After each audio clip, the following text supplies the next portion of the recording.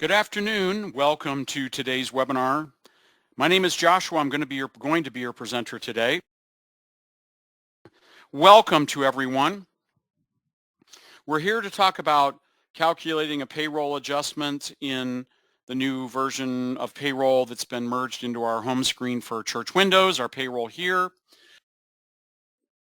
What we're talking about here is, and this was, folks, calculate adjustment was in the old Payroll too. All right, it basically, per what the document indicates, is it's basically when you need to make a change to someone's pay history in some way, shape, or form. And you're gonna, you'll find that you're gonna use this calculate adjustment from time to time. Hopefully, it should be rare, but you will need it. Okay, you might need it for, say, when you're just starting to use Church Windows Payroll middle of the year and you want to enter all of the employees' history for, the first X number of months, when you were using your old payroll software, or when getting your contractor information in Payroll for that, or when you simply need to make an adjustment or a correction to an employee or contractor's pay, contractors paid in Payroll, not in accounting, of course. Okay. But it's a correct function, a feature. It allows you to make adjustments or corrections to an employee's pay record where no money is changing hands. And I'm going to explain more about that here momentarily. Okay. If adjustments can be, like Payroll, can be voided and recalculated. Okay. May be necessary depending on if the adjustment was done correctly or not. And I'm going to show you where you can do that. But as we talk about in the document, it's really probably advisable, an adjustment would probably be a good time to warrant going into administration in Church Windows, backup, and making a backup of your data. I mean, you can never have too many backups, okay? So again, while the adjustment could be voided if it were wrong, a backup could also be restored. But we hope you're all backing up the data with some regularity anyway, okay? We're not going to actually go through that. But I just want you to know that the backup is there. It's a user-driven function. All of you should be using it with some regularity. Okay. Also, payroll adjustments can be done at any time. And the backing up of the data is detailed there in the second paragraph of the document there, where it talks about going under, does it? Wait, hang on. So yeah, it goes to administration backup. Also, you want to print any of the relevant or pertinent forms or documents that you need pre-adjustment so you have something to compare it to afterwards. You got to have something that you can compare to make sure that the adjustment was done correctly, okay? So whether that's your pay period earnings, your federal tax for earnings, withholdings, and net pay detail, your history reports, your pay type earnings, it all depends on what it is you're needing to adjust, okay? So print the report that's showing the wrong figures so you have something to compare it to afterwards, okay? Let me look at my document here that I've got written up about this. And, okay, so adjustments in this case can be run at any time, all right? Whether that's, the start of the year, sometime middle of the year, the end of the year. Just from my experience as a technician for 20 years with Church Windows, I find that I do most of my adjustments with an end of year of 12/31 date, okay? But it's important that you understand that adjustments can be done at any time. And we're actually going to go through an adjustment today that is going to be done in the middle of a particular month or period because we can. And I just want you to see that you can make those adjustments. So January 1 or common adjustment dates are December 31st, but they can be posted with a date anytime, okay?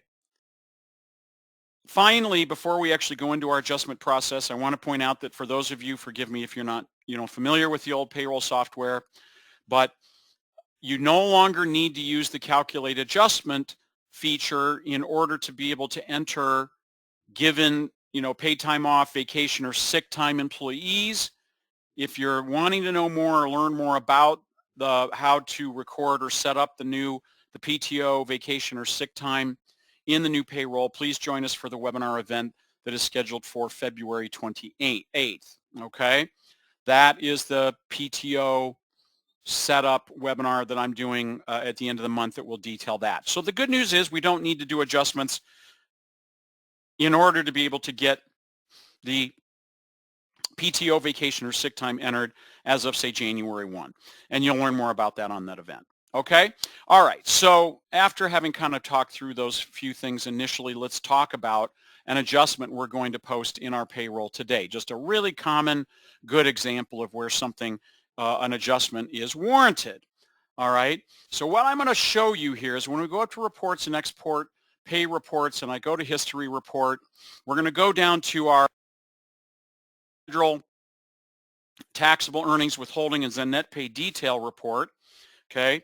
And we're going to run that for our senior pastor, Larry, and we're going to run it for the entire year, okay? So we're going to go to specific, uncheck all, choose Larry, and I'm just going to show you what motivates the adjustment in this case, okay, or the reason behind the adjustment.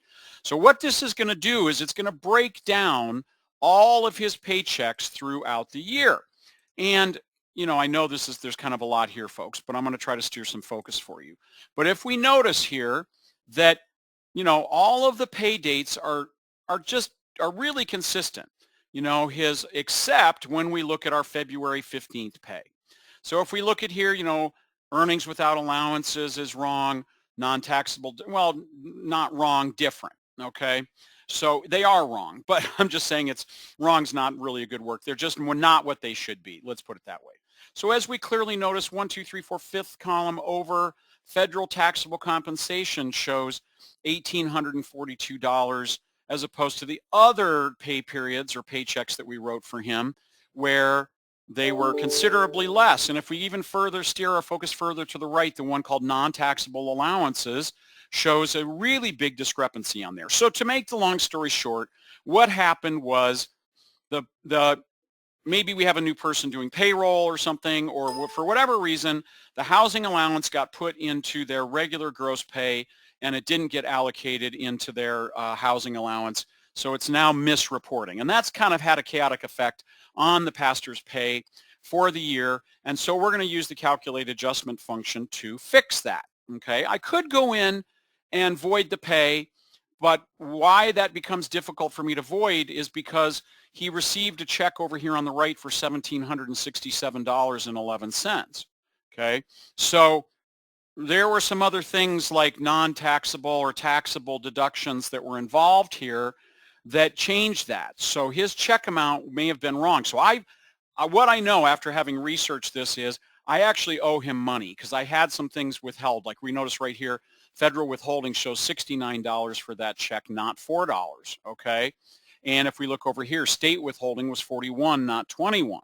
So I over withheld some taxes for him based on things being put into regular federal taxable compensation and not into his non-taxable housing allowance, okay? So we're going to use the adjustment function to fix all that. I can then do an adjustment. You know, I can post journal entries in accounting and get a payment out of accounting for him, and we're not going to cover that today. But that's what's going to allow me to be able to to get him a check for the money that I owe him. All right, so that would all be handled in accounting. I'm just fixing payroll. All right, and we're even going to backdate this back to February 15th. Okay, and so what I've done is I've run all the necessary reports, my taxable earnings report. I've run my, you know, a taxable earnings detail, my deductions report to determine where things went awry. All right. And so what we're going to do is we're going to go right up here to payroll in the upper left and calculate adjustment. And the very first thing that pops up here, and this was in the old payroll too, is it says, warning, a check will not be created when calculating an adjustment. If you need a check, you have to use the calculate payroll function in there, okay? All right, so we're going to click OK on the message. We're going to kind of square up our screen here. And we're going to make this adjustment as of today, the same date as the payroll. He's a direct deposit employee, and you know, and that there's other reasons why I may not want to void this and recalculate it, okay? So he's direct deposit. I've already transmitted the file to the bank. It's a done deal. I'll have to get him a check for the difference, okay? So we're going to leave the adjustment as today's date, okay? And you're going to see on our report when we're done how that works. So when we go to next, and let me kind of revisit my my document here. So I've entered the date. That's the calculated adjustment. You've got to enter the adjustment date that you're needing to make the correction. Next is we've got to choose our employee or employees. So here again, we're not adjusting everybody, we're just adjusting Pastor Larry. So we're going to go to specific, uncheck all, and check just Larry Higgins. And we're going to go to next. Okay. And that details that unchecking it all, uncheck all, or unchecking your specific employees. All right. So here we are now at the step 3 on there, reviewing pay and rate. All right. So only his name is showing up. It says already paid on this date with a little yellow warning, yield sign up there is telling us that we're okay with that. It's not going to prevent us from calculating the adjustment. We're not paying him. We're just fixing it. So we can bypass that.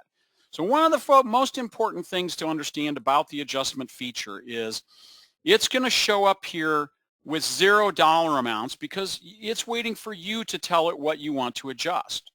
All right. So per what we had seen on our report, we are now going to go over here to our pay rate, and we're going to put in minus, and values can be entered here, folks, as positive or negative values. So I'm reducing his regular pay by $670, okay? And I'm now going to go up to my allowances tab, and I'm going to enter under housing. I'm going to put in a positive 600, okay? Because I've got to get the amount out of his gross taxable wages and into his housing allowance for box 14 on the W-2. In addition to that, I also have to go right here to my deductions because there were some differences on deductions as well. So right here we've got, again, in looking at my deductions and my reports and everything, I've determined that his health insurance was over withheld or over deducted by 83 cents. So I'm going to again put in negative 0.83, and I'm going to go down to his pension because that was clearly over withheld. Again, those are based on percentages. I'm going to put in minus $20.10, okay? And then, so we've made our adjustments here, okay? And then we're going to go to next. And then when we're at our next payroll under our payroll posting selection screen, we're going to go right here to browse payments in the middle here, okay? Because what also happened was, per the report, remember, his federal income tax was over withheld by $65. So we're going to put here under amount withheld minus 65. Okay. And here under state, he was over withheld state taxes by $20. Remember, it was 41, not 21. So we're going to put in minus 20. Okay. And we're okay with whatever the net pay amount is here, folks. Okay. We're okay with that. No money is changing hands. Remember, a check will not be created. All right? We're going to click OK through this. Again, I've done the research. I know these adjustments are correct. We're going to click OK. And I'm going to leave it as transfer to accounting, but we're not going to transfer it, okay? Because it's important to understand that while adjustments can transfer to accounting, most of the time they do not. Okay, I don't want to affect cash on this, my bank account. There's nothing that's going to show up on my bank reconciliation. I'm making an internal correction only to his pay, but I want to show you how we're going to deal with that when we get there. You can uncheck transfer to accounting, but we're not going to. Okay, we're going to go to, we can print the reports if we wish, but we have to click yes under post to payroll. If we don't check that, it is not going to post to payroll and fix their pay records. Okay, so we're going to simply go to next. And here's my transfer to accounting. It is now posted to payroll. What I'm going to do here is, see here, and this is the reason why I wanted to show folks this, is because right here it wants to take out $105.93 from my Huntington Bank checking, okay? And I'm also going to be posting a check for him out of accounting to fix these accounts. So I'm not transferring this in here. And so what I want to do is I want to check the box, click the button down here that says mark as do not transfer. And it says, are you sure you want to mark it as transfer? And we're going to click yes, okay? And so I can always retrieve it if I need to by going here to the reactivate do not transfer, but I don't want to do that, okay? And we're going to simply click finish, all right? So now, before we're going to do this, and I'm sorry, I want to go back to my document here. So yeah, and it talks about the posting to payroll, and most usually do not transfer to accounting, but it could, depending on what it is that's being adjusted. You still may always, folks, post corrections to fix your book in accounting where you've got a further or greater level of control than what payroll may want to adjust through its transfer of the adjustment over to accounting. So just keep in mind, the adjustment does not have to be transferred into accounting. What I want to do though is I want to be proactive. I want to clean up my database here. So I'm just going to exit out of payroll really quickly and let the database rebuild itself and go back into payroll. That's all I'm doing. I'm not doing closing out of church windows. I'm just exiting payroll. Now we're going to go back up to our reports, pay reports, back to our history report, and back to our federal taxable earnings, withholdings, and net pay detail. We're going to go back to specific employee and choose Larry and click print for the whole year. And we now notice that everything is correct in payroll. Everything to the penny. Earnings without allowances, non-taxable deductions, federal taxable compensation matches. Okay. Right. The net pay is not the right because but that's not the amount that was posted on the check. That's just the amount that I've adjusted to get payroll correct. As I said, I would now need to go into accounting, do transfers from, say, those tax liabilities and those deductions accounts that's still storing those balances that really belong to Larry, and I'd need to transfer them into his vendor account and write him a check for whatever the difference was. Okay, the $105, probably $105 and change, whatever that was. And then I could just write him a check and say, oh, I'm sorry, we made a mistake in February 15th pay. You know, you're depositing the wrong amount in your EFT pay, but here's a check for the difference. Sorry, apologies, it'll be correct next month. And I've got some pay dates, folks, in here for pay dates that are posted in my training data later.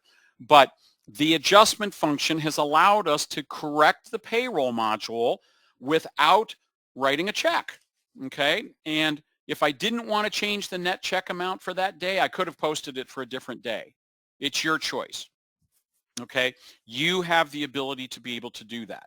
But you've got to, folks, go in and look at the adjustment and see if it fixed your report totals correctly. If it didn't, you might just try exiting out of payroll and going back in and revisiting the report again. If it's still not right, then you probably did something wrong and you'd have to go back up to payroll right over here to void the adjustment and give it a go again. Okay? So that is the payroll calculated adjustment, folks, in about 20 minutes or so. So I'm going to go ahead and end my topic that I'm going to cover here today on that.